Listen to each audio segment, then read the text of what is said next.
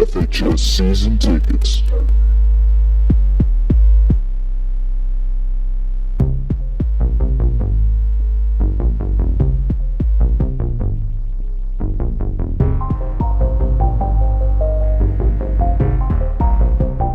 Welcome back to another episode of FHS Season Tickets. I'm Nick. And I'm Michael. And today we are going to be interviewing Lupita Chaqueco for the FHS Girls Soccer interview. Mike, do you want to get your first question out there?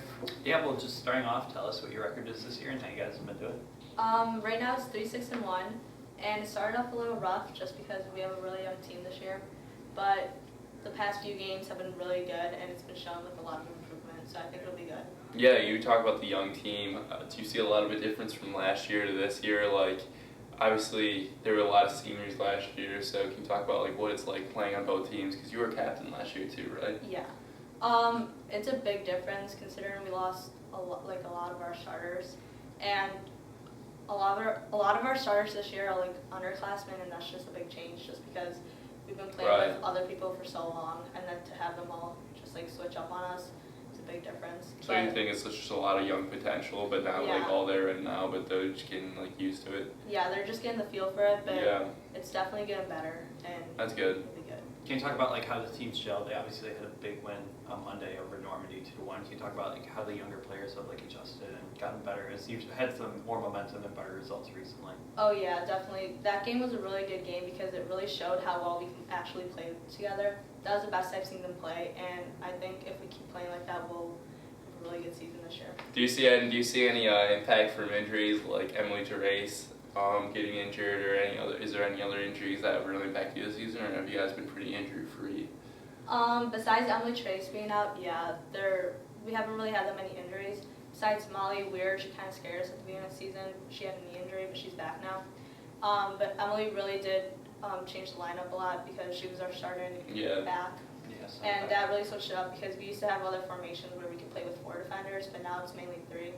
And we had to like switch up Megan Weir and bring her back some time.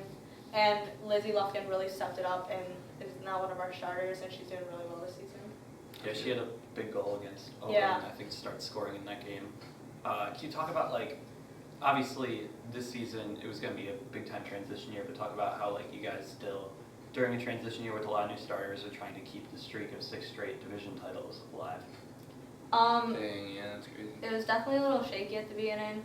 We weren't really sure how we were going to do just because we didn't really know how to play with each other. But like at the beginning, we played against St. Joe's and Westlake, and those were some pretty hard teams. But we we played well. We just couldn't get it behind the net, you know. And St. Joe's is bad. Bucket at St. Joe's. Yeah, but continuing the streak of right now it's 6 in a row, a huge game today. The team right now top of the division. You guys are in second. Lutheran West comes to our field at 5 p.m. tonight. Make sure you all be there. What are your goals to the game to get a victory? Honestly, I just think if we play like we did against Normandy, we'll do really good. Just because that was a game where we weren't selfish at all. We passed the ball and we just wanted to get each other goals. And if we play like that, we'll definitely come out and win.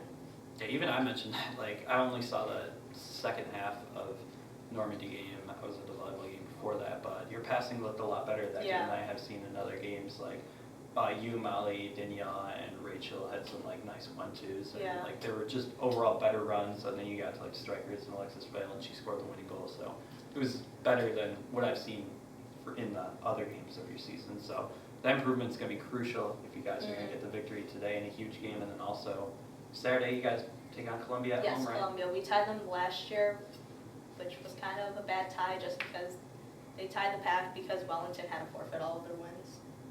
Oh, okay. That's a bizarre story. Yeah. Did they play like an ineligible player? Yeah, their captain, senior captain, was ineligible. They found out.